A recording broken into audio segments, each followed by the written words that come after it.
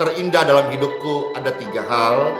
Dan ini juga bisa menjadi berkat bagi seluruh Bapak Ibu sekalian, saudara-saudara, terkhusus orang percaya, anak Tuhan Yesus.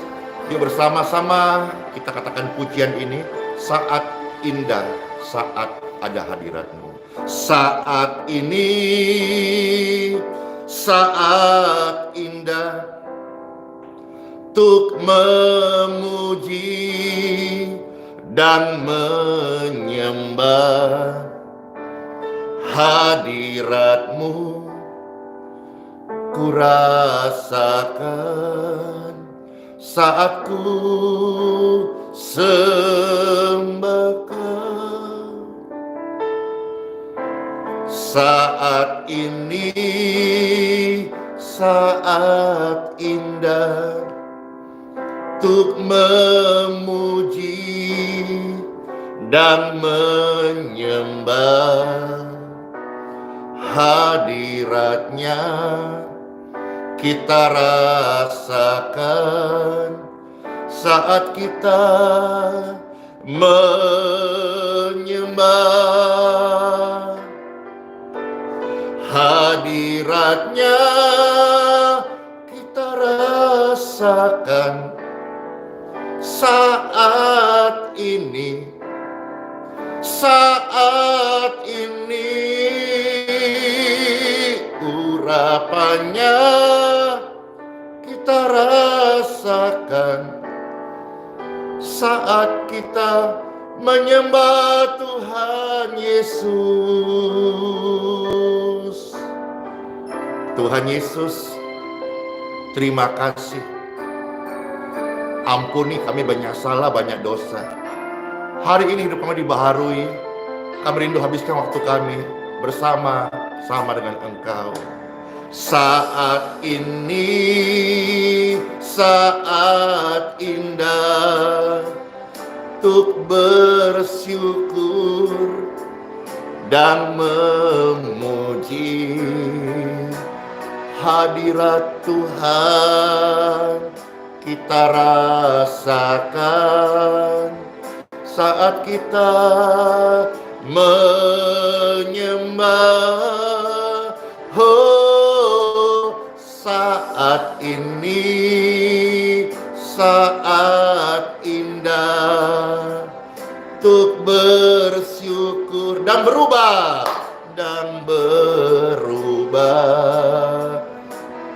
hadirat-Nya bisa menolong hidupku dan hidupmu. Mari sembah Tuhan, hadirat-Nya kita rasakan saat ini. Amin. Saat ini urapannya kita terima. Amin. Saat kita menyembah Tuhan Yesus, oh, hadirat-Nya ku rasakan. Anda juga kan Bapak Ibu, saat ini, saat ini urapannya kita terima saat ini Bapak Ibu sekalian. Amin. Saat hati menyembah Tuhan Yesus, saat hati menyembah Tuhan Yesus. Amin. Hadirat-Nya, urapannya, kasih-Nya mengalir saat kita menyembah. Hadirat-Mu Tuhan kami rasakan saat ini. Kami rindu untuk mendengarkan sabda firman Tuhan. Amin. Puji Tuhan. Siapa yang terberkati dengan pujian ini? Siapa yang merasakan hadirat Tuhan menjamah hatinya? Saudara-saudara, mana tangan-tangannya? Saya. Amin, amin, amin, amin, amin. Dalam hadirat Tuhan, hidupku diubahkan, hidupmu diubahkan. Dalam hadirat Tuhan, ada damai sejahtera. Dalam hadirat Tuhan, ada firman Tuhan yang membawa setiap hati melekat di dalam Kristus.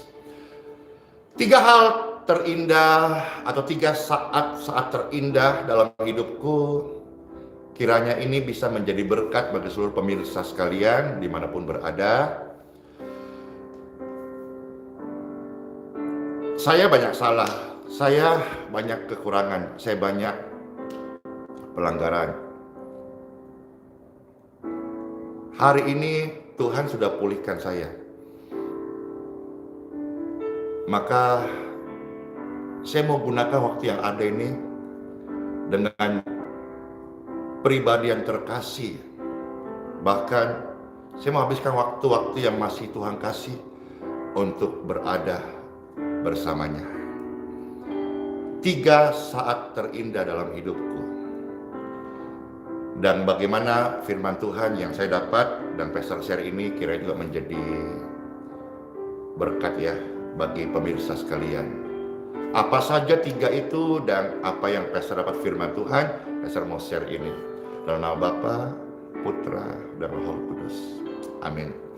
Tuhan Yesus, terima kasih buat firman-Mu yang begitu ajaib yang kami akan dengarkan, kami baca, kami renungkan menjadi pedoman, penuntun, dan bahkan kecintaan kami Engkau di dalam hidup perjalanan di muka bumi ini.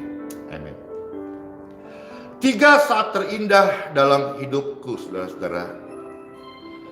Yang pertama kita melihat kitab Mazmur 62. Kita melihat di sana ayat yang kedua dari kitab Mazmur pasal 62. Puji Tuhan. Di sini pemazmur berkata, hanya dekat Elohim saja aku tenang. Hanya dekat Bapa saja aku tenang. Hanya dekat Tuhan saja aku tenang. Daripadanya lah keselamatanku. Pemazmur sedang memberitahu juga hal yang sama kepada setiap orang percaya pembaca kitab suci. Bahwa saat terindah di dalam hidup ini bukan dekat dengan para jenderal. Bukan dekat dengan harta benda. Kerajaan itu begitu megah, begitu mewah, tersimpan begitu banyak harta. Tetapi pemazmur sedang mengingatkan saya dan kita semuanya. Hanya dekat Tuhan saja ada ketenangan. Dan dari sini Bapak Ibu sekalian, Pastor Moser yang pertama, saat terindah dalam hidupku adalah bersama hadirat Tuhan. Dalam hadirat Tuhan ada ketenangan, ada kelegaan, ada kekuatan baru, tetapi banyak orang enggan. Mungkin masih ada orang yang merasa tenang ketika dekat dengan petinggi, dekat dengan orang kaya, dekat dengan orang tenar, dekat dengan orang hebat. Tapi tidak demikian yang kitab suci ajarkan, yang saya bacakan dari kitab Mazmur 62. Hanya dekat Tuhan saja aku tenang, hatiku tenang, jiwaku tenang. Daripadanya lah keselamatan. Maka hal yang pertama terindah dalam hidupku yaitu saat aku berada di dalam hadirat Tuhan. Itu juga salah satu alasan kenapa kita sebagai orang percaya, anak Tuhan yang sudah ditebus dari pelanggaran kita, kesalahan kita diampuni. Kita berikan waktu yang terbaik untuk menyembah Tuhan. Pagi bisa, siang bisa, sore bisa, tapi itu sudah tercampur dengan kesibukan dan sulit dielakkan. Pagi-pagi sementara masih banyak orang tidur, istirahat, kita gunakan waktu itu untuk datang. menikmati suasana penyembahan, membangun keintiman, karena apa yang kau buat setiap hari itu akan menjadi kebiasaan, dan kebiasaan itu akan menjadi karaktermu. Ketika engkau punya kebiasaan setiap pagi, berikan waktu yang terbaik untuk menyembah Tuhan, maka hidupmu, engkau akan membawa hadirat Tuhan. Dan ini menjadi kesukaan kita, Bapak Ibu sekalian. Yang kedua, saat terindah dalam hidupku. Kalau tadi pertama yaitu dalam hadirat Tuhan. Yang kedua, Bapak Ibu sekalian, ya, bersama keluarga. Coba Bapak Ibu bayangkan suatu hari ketika kita berada di detik-detik napas terakhir. Kata-kata ini sebetulnya sering Pastor dapatkan dari form doa ataupun chat pribadi.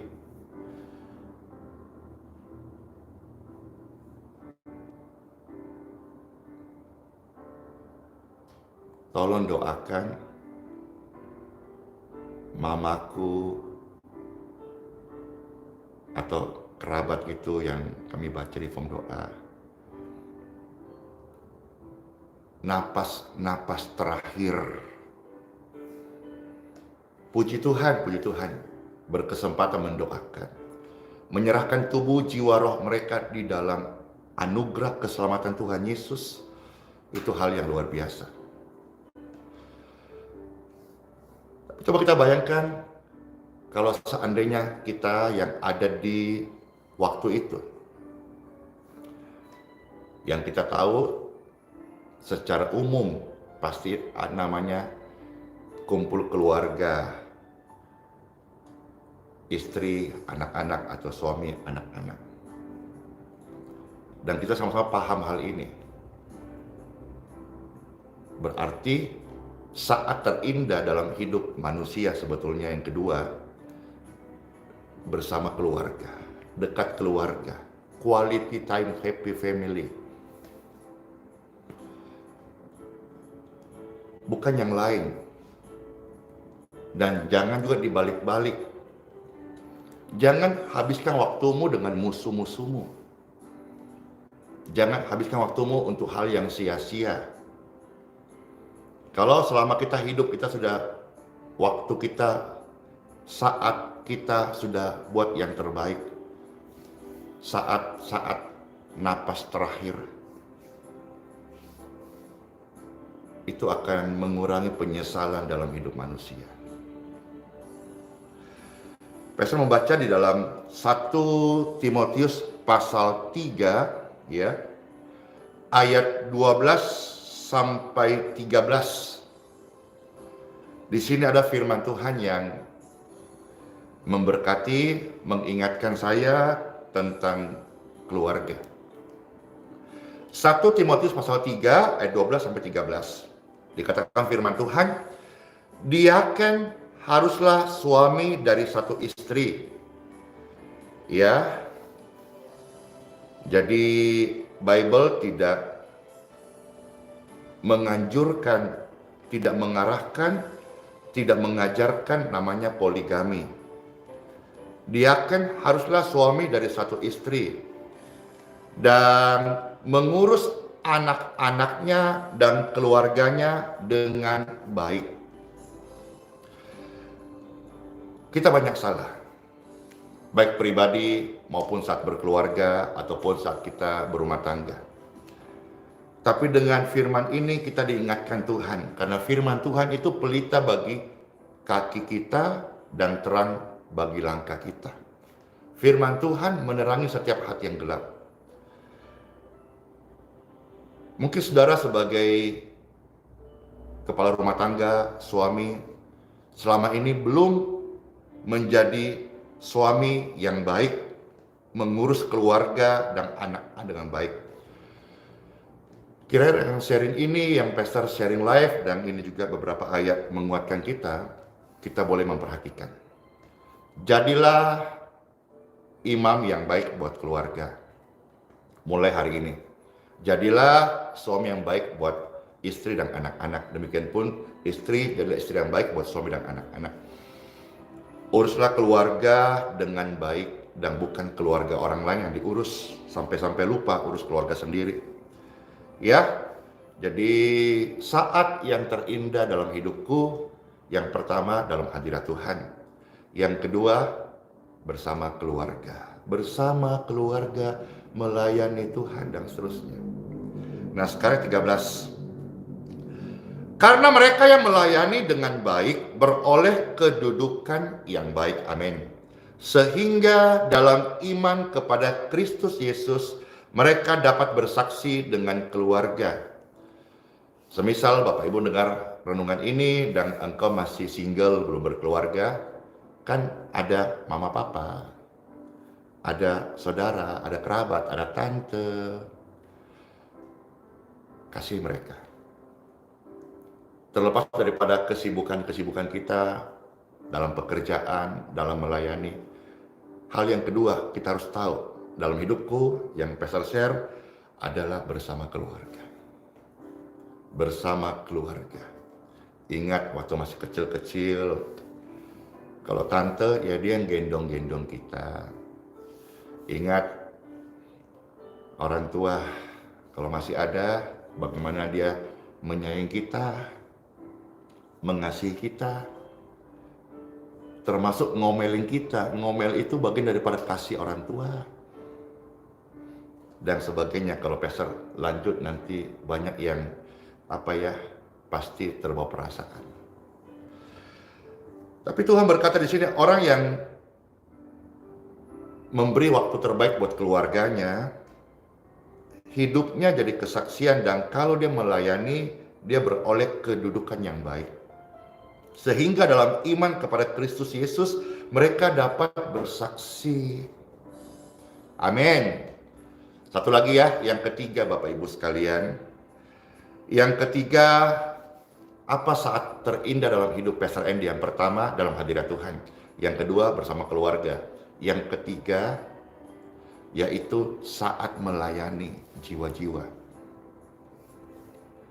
Saat melayani seorang akan yang lain. Itu kebahagiaan. Pastor katakan bahwa melayani adalah sebuah kehormatan. Membantu sesama bukanlah beban, tetapi sebuah kesempatan. Sampai hari ini pelayanan boleh ada sebagaimana ada. Terima kasih Tuhan. Setiap orang di dalam hidupnya pasti pernah mendapat kesempatan promosi. Atau istilah kata orang pakai dengan Dewi Fortuna, yaitu istilah yang biasa orang dipercakapkan di warung kopi kah, atau kalau pakai bahasa kita, bahasa Makassar, dede dalek nubat tuki, maksudnya terangmu atau rezekimu itu datang. Nah, saya percaya setiap orang pasti dalam hidupnya pernah mendapat kesempatan promosi. Pernah kesempatan matungki, batuki dalle, italasana. Datang itu berkat dari hidup, dalam hidupnya.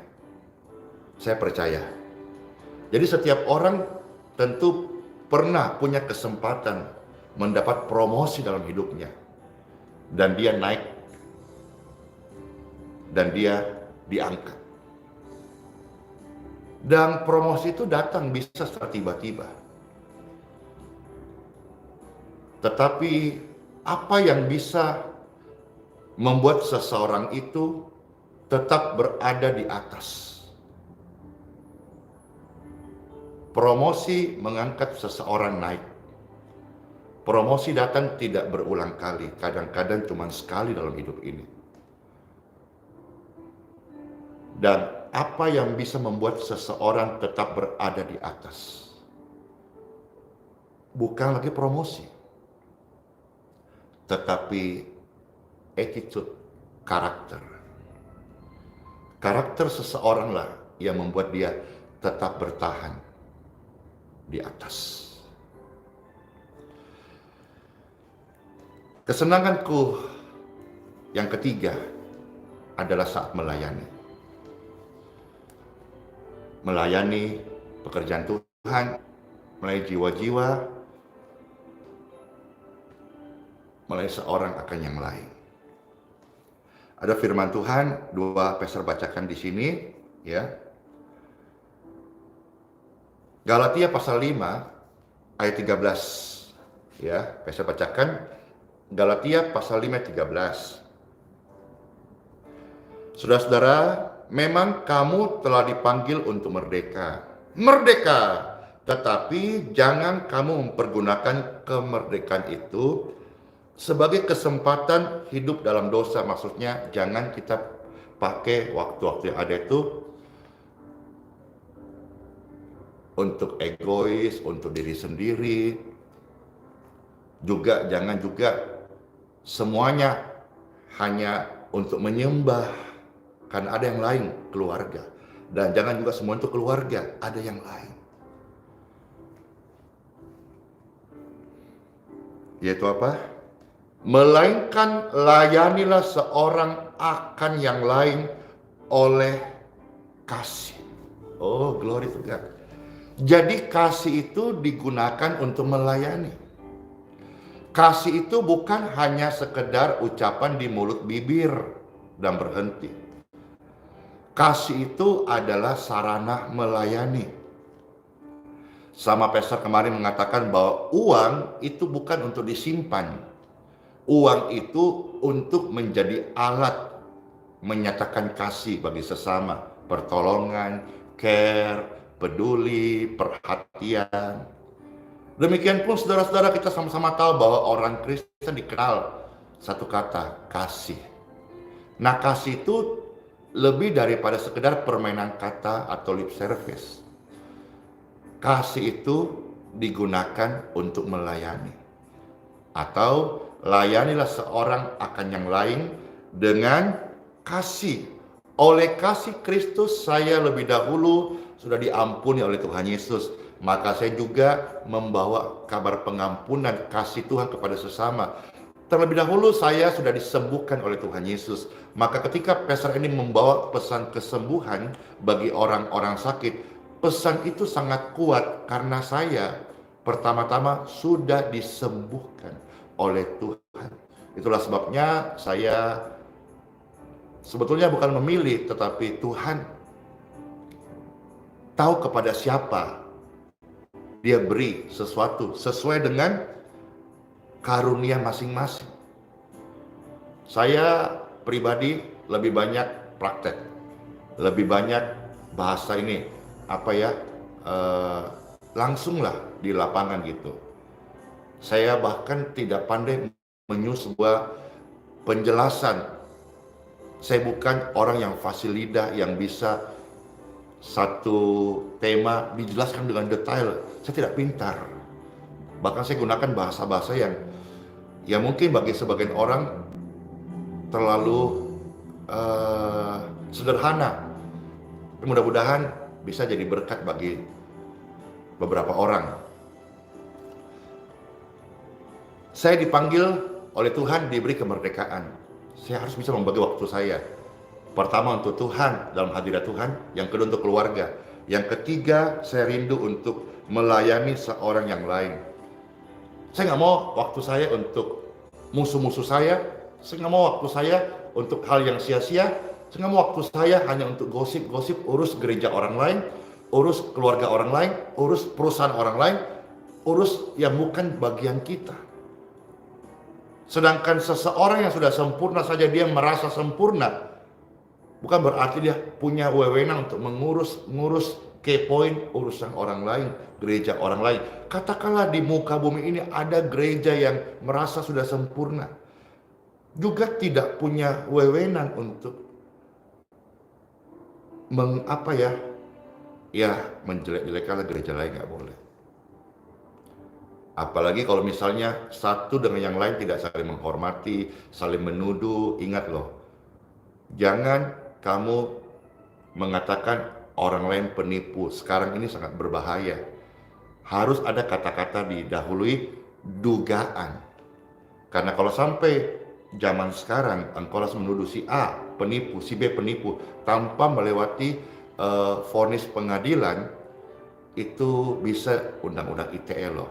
Jadi pemilik video-video yang pesan-pesannya ada ke sana, tolong diperhatikan ya, karena sekarang ini undang-undang ITE banyak menjerat orang. Pasal sharing ini tidak dengki, tidak benci, tidak marah, tidak, tapi saling mengingatkan. Ya, tidak ada orang yang kebal hukum. Di Indonesia ini hukum itu ditegakkan tegak lurus, ya, bukan tegak bengkok. Jadi dari waktu kita sia-sia, ya kira sharing ini jadi berkat. Satu, saat terjadi dalam hidupku, dalam hadirat Tuhan. Dua, bersama keluarga. Tiga, saat melayani. Yang namanya melayani, kita tidak boleh membawa kesombongan. Melayani satu dengan yang lain, membawa kasih. Ingat, iling. Yang namanya kita pelayan, melayani, kita tidak boleh bawa arogansi, tidak boleh bawa sok-sokan. Yang kita bawa adalah KASIH, kasih. Kasih pasti menemukan jalannya. Kasih wujud lain adalah kebaikan, dan kebaikan pasti lebih mudah diterima oleh setiap insan, jiwa-jiwa yang kita layani. Layanilah seorang akan yang lain oleh karena apa? Kasih. Puji Tuhan Bapak Ibu sekalian. Satu lagi ya. 1 Petrus pasal 4 ayat 10 sampai 11 ya. Saya bacakan dua ayat ini lalu kita berdoa mengucap syukur. 1 Petrus pasal 4 ayat 10 sampai yang ke-11. Layanilah seorang akan yang lain sesuai dengan karunia yang telah diperoleh tiap-tiap orang. Tuhan tahu memberi kepada siapa diberi karunia-Nya. Tuhan beri kepada murid-murid Tuhan Yesus karunia yang berbeda-beda. Bahkan dalam Korintus pun mengatakan gereja pun hari ini perlengkapi karunia berbeda-beda. Maka satu dengan yang lain, sesama orang percaya, sesama pelayan Kristus, sesama hamba Tuhan, saling memperlengkapi. Seperti satu kesatuan tubuh, ada kepala, ada tangan kiri, tangan kanan, kaki kiri, kaki kanan, mata, telinga, hidung, mulut, saling melengkapi. Tubuh kita ini bukan alat melakukan dosa, tubuh kita ini alat untuk melayani sesama dengan yang lain. Kalau Bapak Ibu merasa tidak pintar untuk mendoakan orang lain, kita punya tangan bisa dipakai untuk membantu sesama. Kalau engkau merasa engkau tidak memiliki uang yang berlimpah untuk membantu sesamamu, engkau punya hati mendoakan orang-orang di sekitarmu. Jadi sebetulnya kalau kita mau rendah hati, tidak ada alasan untuk kita tidak melayani seorang dengan yang lain. Halo, makasih Ibu Inge. Ya, kita saling mendoakan. Semua keluarga baik-baik, sehat-sehat, panjang umur. Panjang umur ini untuk terus jadi berkat. Karena kita dipanggil untuk menjadi berkat. Kita diberkati untuk memberkati. Makasih Bapak Ronald. Ya, harta hanya titipan sementara. Ibu Delia, layanilah sesama manusia. Amin. Firman ini saya baca-baca, saya diberkati. Pastor bacakan, Bapak Ibu diberkati. Siapa diberkati? Saya. Ya. Nah sekarang saudara-saudara, ya, ayat 10 tadi, Pastor ulang ya. Layani seorang akan yang lain sesuai dengan karunia yang telah diperoleh tiap-tiap orang sebagai pengurus yang baik dari kasih karunia Tuhan. Ayo, ketika engkau melayani sesuai dengan talenta karunia masing-masing, kita menjadi pelayan yang baik kita mengelola karunia yang Tuhan kasih dengan baik. Jangan sampai karunia yang Tuhan kasih kita tanam, lalu waktu yang kita harusnya mempertajam karunia itu, menjadikan berkat karunia itu, kita pakai untuk mengejek-ngejek sesama. Kita pakai untuk kedengkian, kita pakai untuk dendam, nyinyir, atau kita nggak buat apa-apa, atau kita berpesta pora dalam dosa. Jangan. Melayani adalah suasana yang indah dan kesukaan di dalam hidupku. Melayani sesama, kita juga sedang memuliakan Bapa di surga. Sesuai dengan karunia yang Tuhan sudah kasih, saya tidak bisa mempergunakan karunia yang Tuhan kasih kepada Anda. Di dalam 1 Samuel 17 pernah satu kisah ketika Daud disuruh berperang melawan Filistin. Tentara-tentara daripada Saul coba memberi kepada Daud jubah perangnya Saul. Apa yang terjadi? Justru Daud tidak bisa aktif dalam karunia-Nya.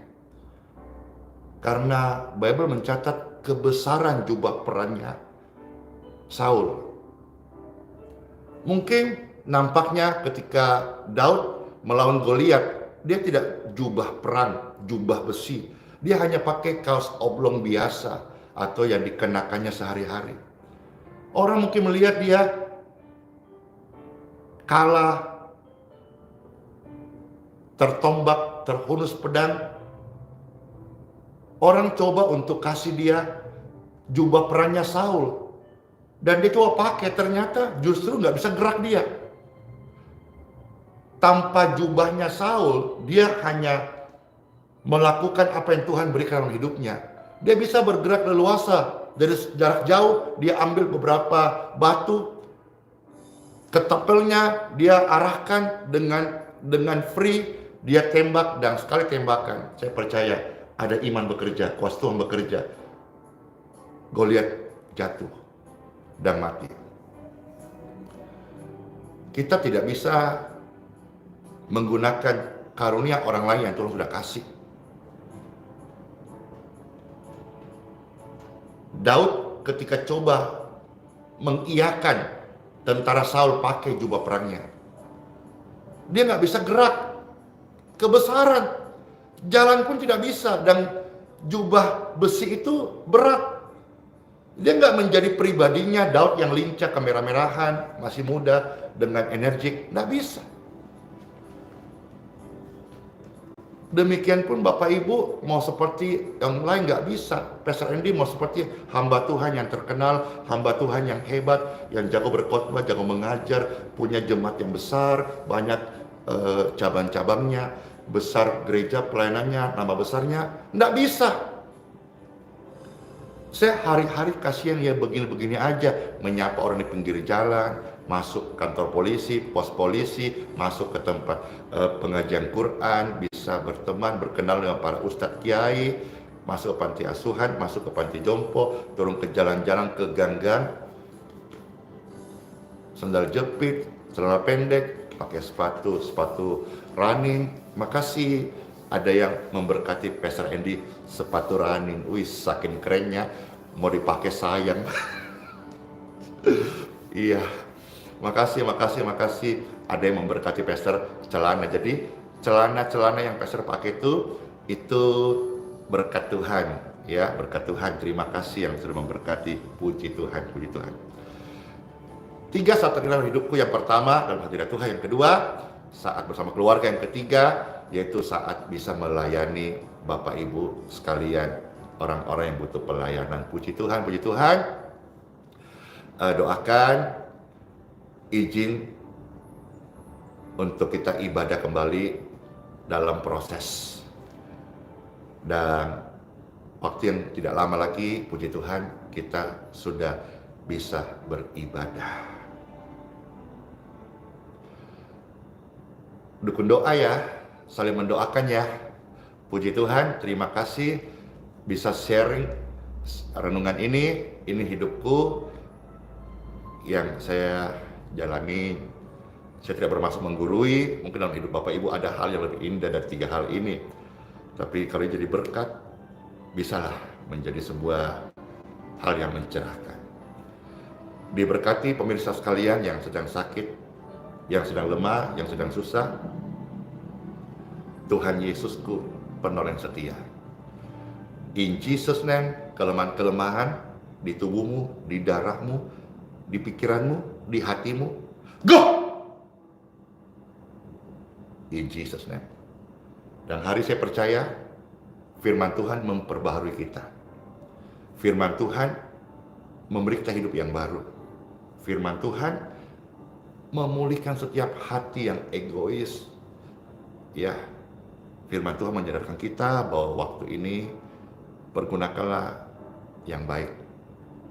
Jangan habiskan waktumu hanya untuk musuh-musuhmu. Kau sedang memupuk kebencian. Tapi gunakan waktu yang terbaik, yang besar dapatkan, hidupi, jalani satu saat terindah dalam hadirat Tuhan. Yang kedua, bersama keluarga. Yang ketiga, saat melayani. Itu saja. Saya nggak mau yang lain. Itu saja. Dan kiranya ini jadi berkat bagi pemirsa sekalian. Terima kasih Tuhan Yesus. Kami mengucap syukur. Saya mohonkan saat ini ya Tuhan, aliran kesembuhan mengalir di seluruh pemirsa, pendengar, Bapak Ibu terkasih yang berkesempatan melihat pelayanan ini. Aliran kesembuhan menjamah hidup mereka, membawa pemulihan, kesembuhan, kedamaian, pengampunan Kristus, hidup yang baru, manusia baru. Kami terima dengan penuh rasa syukur, dan bahkan kami rasakan saat ini hadirat surga. Hati kami damai sejahtera dalam nama Bapa, Putra, dan Roh Kudus. Amin. Puji Tuhan, senang bisa melayani Bapak Ibu sekalian. Selamat masuk hari yang baru, semua sehat-sehat panjang umur. Tuhan Yesus memberkati, Dia Sang Immanuel menyertai kita selama-lamanya. Tuhan beserta kita. Shalom.